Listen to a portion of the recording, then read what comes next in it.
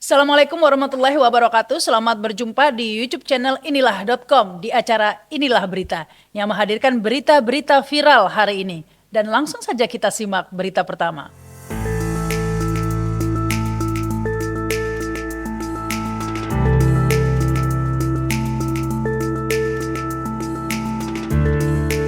Berita pertama kami menyoroti pasangan capres yang sudah resmi begitu ya daftar ke KPU. Ini ada Anies Baswedan dan Muhaimin Iskandar, juga ada Ganjar Pranowo dan Mahfud MD. Nah, Anies sendiri ini juga menarik ya karena sebelumnya banyak yang memprediksi Anies tidak akan sampai mendapatkan tiket untuk menjadi capres. Namun terbukti akhirnya sudah resmi begitu ya, bukan baca pres lagi nih sebentar lagi ya, karena sudah daftar resmi ke KPU. Ya, ini ramai juga dibahas di media sosial ya. Bahkan ada peneliti lembaga survei Cyrus ya, Hasan Nasbi, yang begitu yakin Anies tidak akan bisa mendapat tiket menjadi capres sampai sempat taruhan alpat segala macam begitu ya. Dan setelah itu banyak sekali ya jalan Anies untuk mengantongi tiket capres memang tidak mudah begitu ya.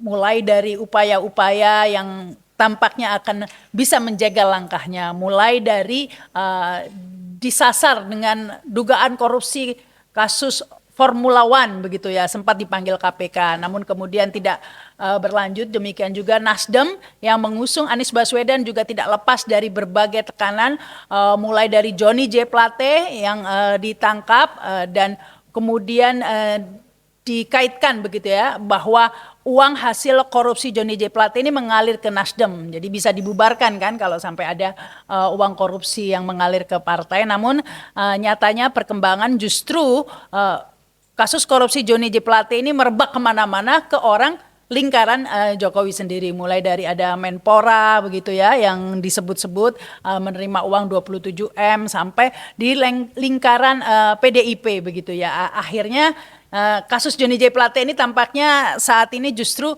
malah mengarah ke Menpora saat ini ya, setelah berbagai fakta terungkap dalam persidangan ya. Selanjutnya ada kasus Syahrul Yassin Limpo, ini yang terbaru ya. Ini juga kabarnya akan dikaitkan juga ya pencucian uang, bahkan dikatakan ada uang yang mengalir ke Nasdem begitu ya. Tapi tampaknya ini juga tidak akan bisa menghentikan langkah Anies Baswedan ya untuk menjadi capres, karena waktu terus bergulir begitu ya. Ini Syahrul Yassin Limpo kasusnya masih di persidangan, bahkan terus malah melebar dengan Firly Bahuri ya yang diduga melakukan pemerasan kepada Syahrul Yassin Limpo. Jadi tampaknya ini juga tidak dapat menghentikan langkah Anies untuk maju menjadi capres, dan akhirnya resmi daftar ke KPU begitu ya. Yang jelas momen pendaftaran capres di KPU kemarin menjadi peristiwa bersejarah begitu ya. Karena sebelumnya kita sempat dibuat ketar-ketir begitu ya dengan wacana 3 periode, pemilu ditunda dan lain-lain ya. Akhirnya hari ini mengubur sudah ya itu ya wacana 3 periode dan pemilu ditunda. Karena sekuat apapun upaya, sekuat apapun usaha, sekuat apapun kekuasaan, tidak ada yang dapat mengalahkan waktu. Semua ada waktunya, dan waktunya itu pasti tiba ya. Salah satunya waktunya pendaftaran capres ini. Udah nggak bisa ditunda lagi pemilunya. Suasana pendaftaran capres Anies Baswedan dan Muhaimin Iskandar berlangsung meriah begitu ya, begitu banyak pendukungnya, dan inilah salah satu pidato Anies Baswedan ya, cuplikannya dalam acara tersebut.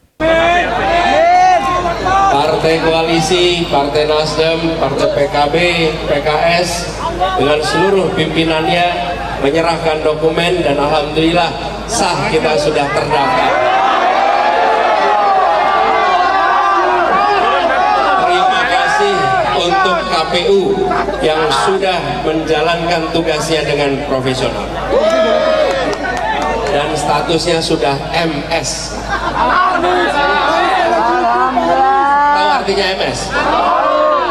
Memenuhi syarat. Pada pintu itu telah berhasil kita bongkar. Kita hancurkan gembok-gembok penghadang itu atas izin dan ridha Allah. Pintu perjuangan agar keadilan, agar kesejahteraan, agar kemakmuran bisa kita raih. Alhamdulillah hari ini terbuka. Gembok yang menghalangi itu, gembok yang menakut-nakuti itu atas kehendak perubahan kini hancur oleh niat lurus untuk Indonesia yang adil. Hancur oleh komitmen yang kuat untuk mendatangkan perubahan, mendatangkan keadilan, mendatangkan kemakmuran. Hari ini kami menyampaikan pesan kepada publik luas, kepada seluruh rakyat Indonesia. Jangan pernah ragu lagi. Mari bergabung bersama kami dalam sebuah gerakan perubahan. Buat yang kemarin masih meragukan apakah kapal yang dibangun ini akan berlayar, maka Anda saksikan hari ini layarnya terkembang amat tinggi dan luas. Segeralah bergabung dengan kapal ini, gelorakan semangat perubahan, dan kita akan mengarungi bahtera menuju Indonesia yang adil bagi semua. Bagi seluruh rakyat Indonesia yang hari ini menyaksikan berbagai keributan politik, beberapa keributan politik yang belakangan ini bermunculan, izinkan kami menyampaikan sebuah janji kepada semua. Dengarkan janji kami. Kami bukan hanya bertekad untuk menghadirkan keadilan, kami bukan hanya bertekad menghadirkan kemakmuran, kami bukan hanya bertekad menghadirkan kesejahteraan, kami juga bertekad mengembalikan kewarasan dalam bernegara. Kita luruskan segala praktek etika bernegara ini.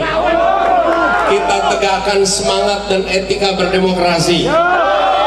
Kita kembalikan pesan dan amanat reformasi. Dan kita jaga kehormatan proses politik ini. Salam kepada warga dan tetangga di kampung dan di kompleks, termasuk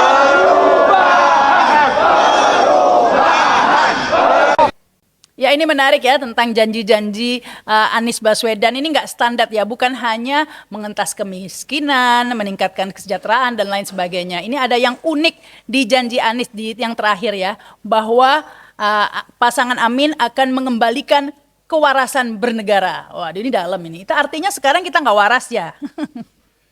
Pasangan capres selanjutnya yang mendaftarkan ke KPU adalah Ganjar Pranowo dan Mahfud MD. Ini juga meriah begitu ya. Mahfud MD mengenakan baju putih yang 5 tahun yang lalu gitu ya, gagal dikenakan, akhirnya hari ini dikenakan begitu ya.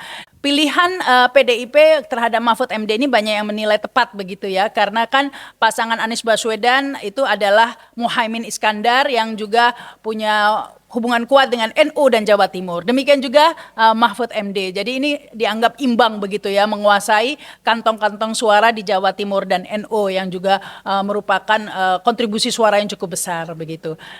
Dan berikut cuplikan pidato Ganjar Pranowo disusul oleh Mahfud MD.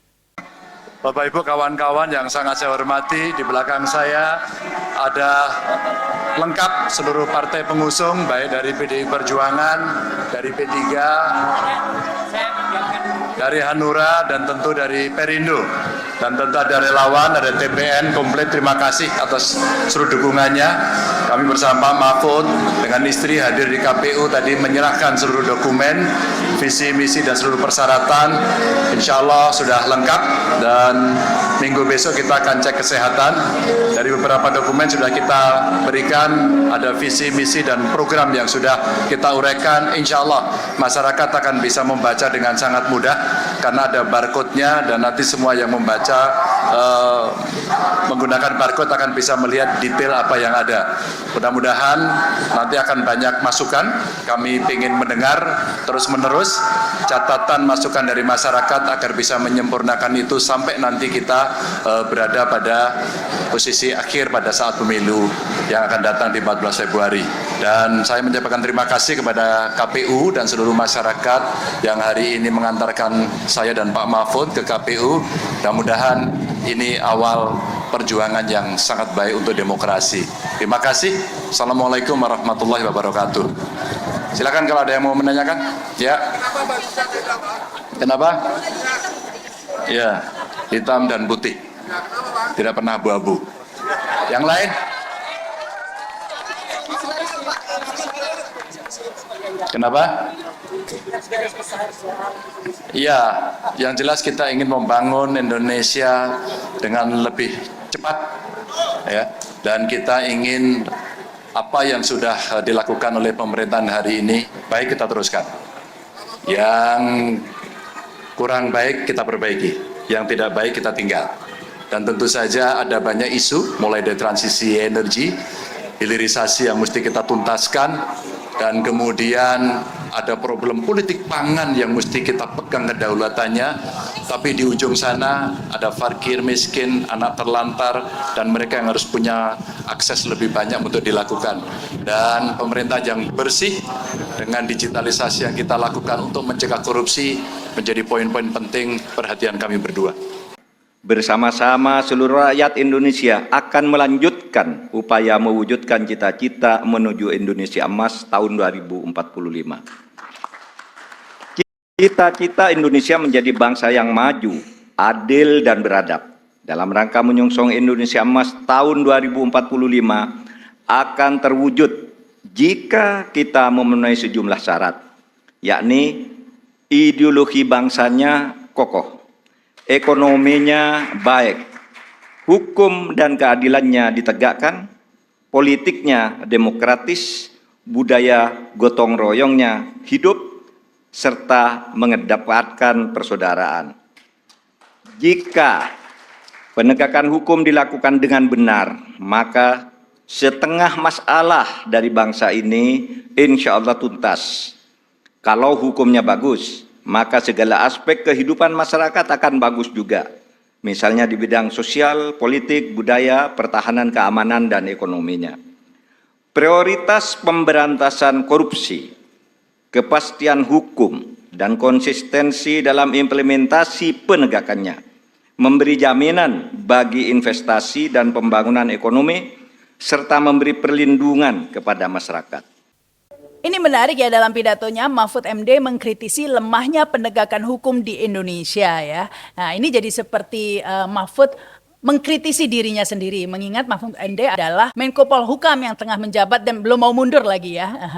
Dan kita tahu juga Mahfud MD ini sempat mengangkat ya kasus kejanggalan transaksi sebesar 349 triliun di Kementerian Keuangan. Sempat rame begitu ya, menjadi sorotan, bahkan kemudian banyak yang mengusulkan agar diangkat ya atau dibentuk pansus di DPR. Namun PDIP ini yang menolak keras dibentuknya pansus transaksi janggal 349 triliun. Menariknya, orang yang membongkar transaksi janggal itu justru menjadi cawapres dari PDIP. Selanjutnya masih ada satu baca pres ini yang belum menentukan siapa pasangannya. Ini tampaknya masih galau ya, yaitu Prabowo. Masih ada nama-nama yang ditimbang-timbang, tapi hingga kini hari ini, hari Jumat belum mengkerucut ya. Ada nama Erick Thohir pertama ya yang disebut-sebut. Namun kemudian meredup, dikabarkan Golkar tidak bersedia atau Erlangga tidak bersedia jika cawapresnya Erick Thohir. Kemudian ada nama Yusril Iza Mahendra, Khofifah, dan Gibran begitu ya. Jika Khofifah ini menarik ya, bisa mengimbangi perebutan suara di Jawa Timur, mengingat pasangan Anies adalah Muhaimin Iskandar, kemudian Mahfud MD.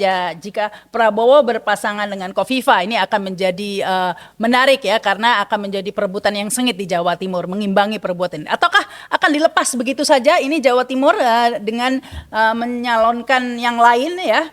Dan yang lebih menarik lagi ketika nama Gibran ini disebut, justru ini yang menjadi sorotan ya. Benarkah Prabowo nanti akan memilih Gibran begitu? Yang pasti Gerindra sudah memberi bocoran ya bahwa calon wakil presiden dari Prabowo adalah anak muda yang berpengalaman di bidang pemerintahan begitu ya. Nah, kalau anak muda saja masih ada AHY ini, tapi kalau berpengalaman di bidang pemerintahan, nah ini pasti Gibran begitu kan clue-nya. Tapi tampaknya ini masih timbang-timbang mungkin melihat perkembangan penerimaan di publik ya. Karena dengan cara untuk meloloskan Gibran ini banyak yang mengkritisi ya, mulai dari cawe-cawe di Mahkamah Konstitusi hingga politik dinastinya. Tapi yang pasti ini akan menarik ya, karena jika Prabowo berani begitu ya memilih Gibran, ini pasti akan membuat marah PDIP begitu atau Megawati ya jika itu terjadi, karena Gibran adalah kader PDIP. Nah, nggak kebayang ya kalau PDIP sampai murka begitu ya, karena bisa bukan tidak mungkin ya melakukan impeachment mengingat PDIP mayoritas di parlemen. Di samping banyak pelanggaran konstitusi yang terjadi yang bisa dijadikan alasan untuk impeachment. Mungkin itulah yang menyebabkan begitu alot ya Prabowo ini menentukan siapa cawapresnya. Tampaknya baru akan ketahuan sampai di detik-detik terakhir masa pendaftaran capres di KPU ini akan ditutup. Kita beralih ke berita kedua, ini menyoroti keputusan Mahkamah Konstitusi ya terkait batas usia sebagai cawapres, bukan lagi 40 tahun tapi lebih longgar ini ya, bisa di bawah 40 tahun asalkan berpengalaman ya menjabat jabatan publik yang dipilih langsung oleh rakyat. Nah, ini terus bergulir gara-gara putusan ini, meskipun saat ini belum diketahui apakah Gibran akan maju sebagai cawapres atau tidak, tapi yang jelas ini keputusan Mahkamah Konstitusi ini terlihat begitu anehnya ya, karena seperti tidak konsisten ketika PSI mengajukan gugatan terkait batas usia ini, tapi ditolak ya oleh Mahkamah Konstitusi. Dikarenakan dengan alasan open legal policy ya, artinya ini harusnya diserahkan ke DPR dan pemerintah ya untuk menyusun undang-undang yang lebih detail begitu ya. Namun anehnya ketika ada gugatan dari mahasiswa dari Surakarta ini ya, padahal hakikatnya sama ya, menggugat tentang batasan usia, tapi kali ini dikabulkan ya. Dan yang menarik ini sudah benar-benar seperti di luar wewenang Mahkamah Konstitusi ya, karena kita semua tahu ya bahwa Mahkamah Konstitusi tugasnya adalah menguji undang-undang apakah bertentangan atau tidak dengan konstitusi begitu, tapi bukan mengeluarkan norma baru ya. Sementara soal batasan usia ini tidak diatur dalam konstitusi, tidak dilarang begitu ya. Jadi diperbolehkan, seharusnya ya memang tidak bertentangan dengan konstitusi ya. Apalagi sampai menciptakan norma baru atau aturan baru ya, bahwa boleh menjadi cawapres meskipun di bawah 40 tahun asalkan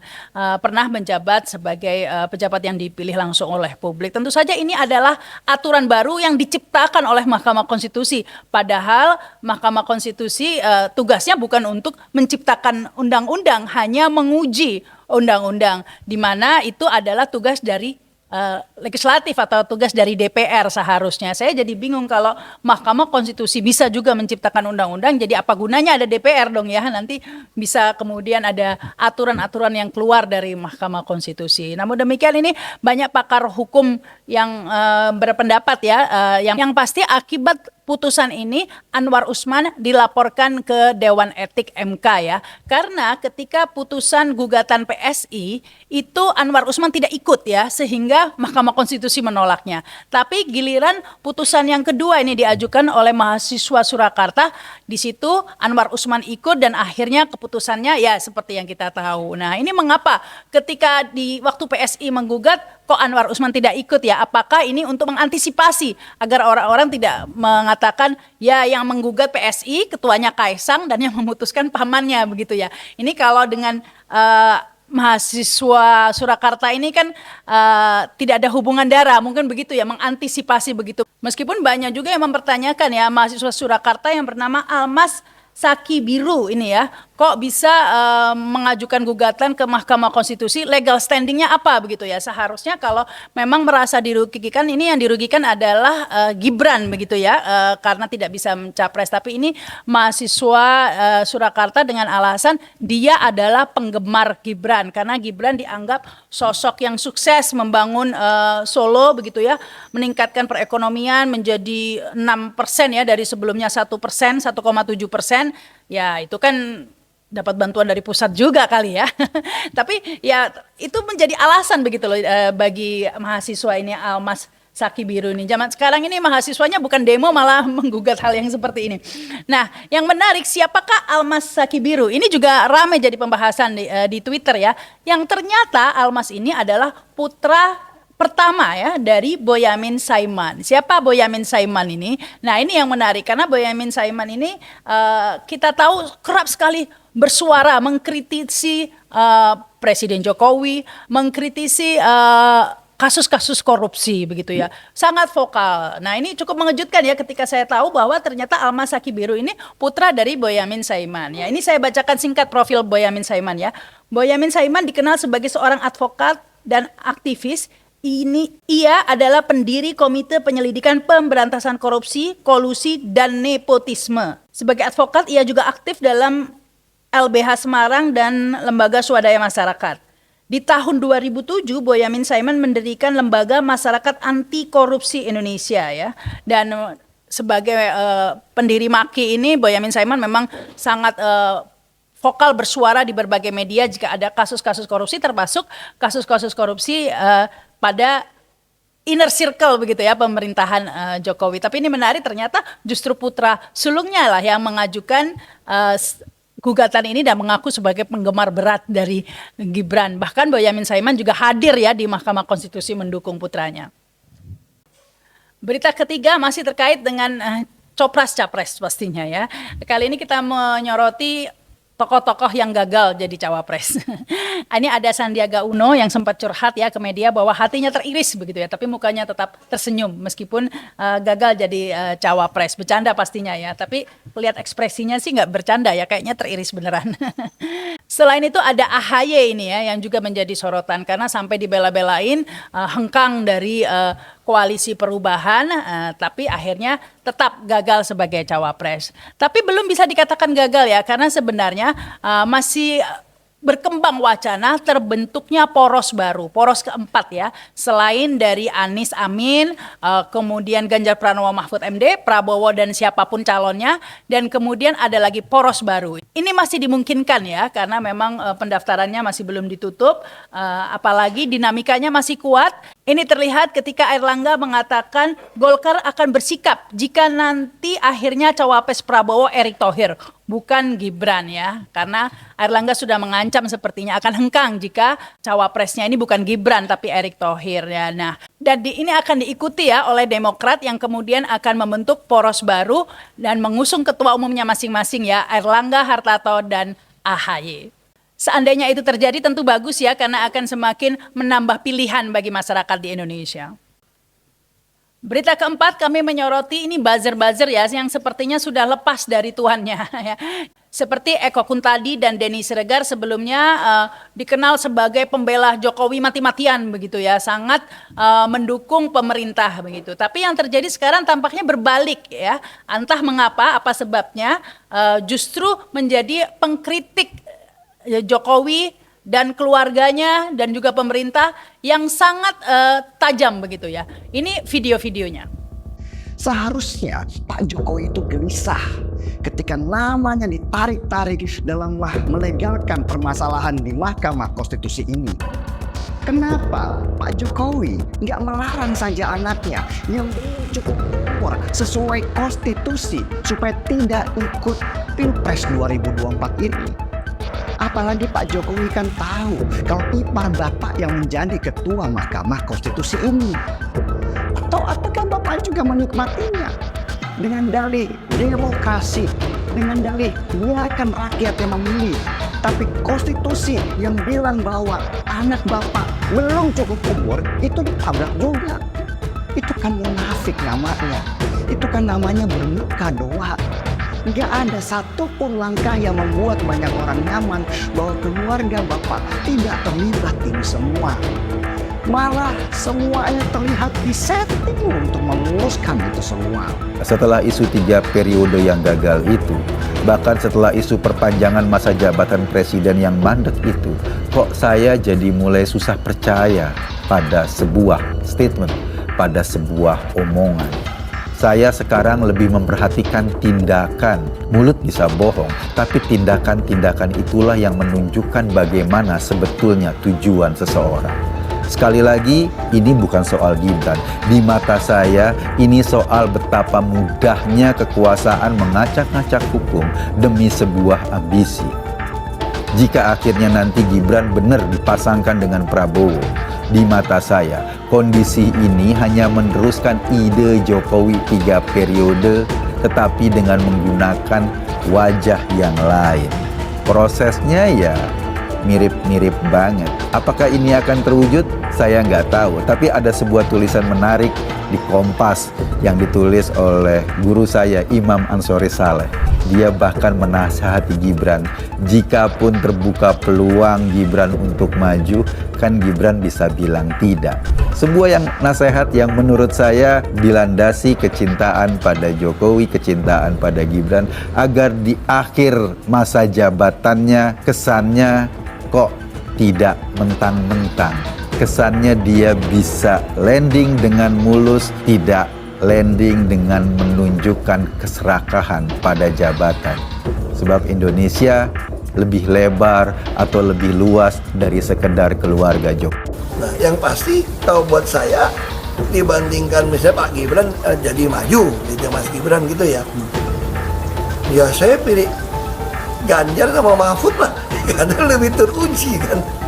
Anda jadi wali kota baru 2 tahun, 3 tahun kan belum teruji. Ini urus negara loh, mau jadi presiden loh. Kalau Anda belum lengkap, belum pernah di legislatif, belum nasional ya maksudnya DPR. Kan DPR kan belum ngerti nih pemerintahan seperti apa. Anda belum pernah di eksekutif yang tingkat provinsi, Anda nggak ngerti jadi presiden nanti. Ini bukan soal belajar-belajar, coba-coba loh. Ini negara dipertaruhkan untuk 2045. Ini negara sebentar lagi 300 juta penduduk kita. Mana boleh kita kasih orang coba-coba. Saya tidak meremehkan anak muda ya. Anak muda bisa lebih kreatif gitu ya. Tapi bicara tata negara harus mengerti konstitusi. Saya tidak mau anak cucu saya harus nunggu sekian tahun lagi, nunggu lagi mundur. Males sudah. Jadi kita nggak usah coba-coba deh. Ya kalau saya tidak heran ya, mengingat memang buzzer ini sepertinya tidak punya ideologi ya. Dia hanya ikut siapa yang bayar saja, kontraknya bagaimana, jadi tidak heran jika berubah-ubah ya. Sudah waktunya gaya politik buzzer ini kita hilangkan ke depannya. Kita sampai pada berita terakhir, berita kelima, seperti biasa menghadirkan berita-berita tidak penting tapi menggemaskan. Dan sosok berikut ini memang benar-benar nggak penting sebenarnya ya, tapi benar-benar menggemaskan ya. Ini adalah buzzer Abu Janda yang lama tidak terdengar, ini sudah muncul lagi dan setelah muncul ini videonya. Apa yang sedang terjadi di Israel dan Gaza saat ini?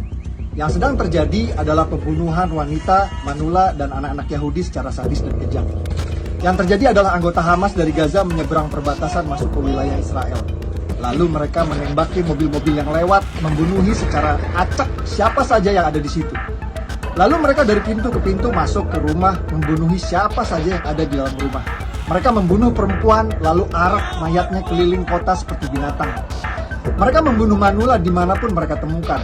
Mereka membunuh anak-anak Yahudi dengan menyiksa dulu sebelumnya. Mereka menculik perempuan-perempuan untuk dibawa ke Gaza yang sekarang tidak jelas nasibnya. Mereka menculik manula yang juga dibawa ke Gaza yang juga sekarang tidak jelas nasibnya. Dan ada orang yang saking rasis ke bangsa Yahudi, anggap pembunuhan sadis wanita, manula, dan anak-anak ini sebagai perjuangan kemerdekaan. Yang terjadi di Israel Gaza murni terorisme, pembunuhan sadis wanita, manula, dan anak-anak Yahudi. Dan cuma orang-orang tolol yang anggap pembantaian dianggap sebagai perjuangan kemerdekaan. Bagaimana, mengemaskan kan pendapatnya, benar-benar di luar nurul begitu ya. Ya tampaknya untuk mencari tuannya ini buzzer-buzzer ini go internasional ya, sampai ke luar negeri, ke Israel segala macam. Bagaimana menurut pendapat kalian? Tulis di komen ya. Demikianlah inilah berita kali ini. Pastikan kalian mengikuti terus program-program di YouTube channel inilah.com. Saya Rahma Sarita, jangan lupa subscribe dan komen Wassalamualaikum warahmatullahi wabarakatuh. Sampai jumpa.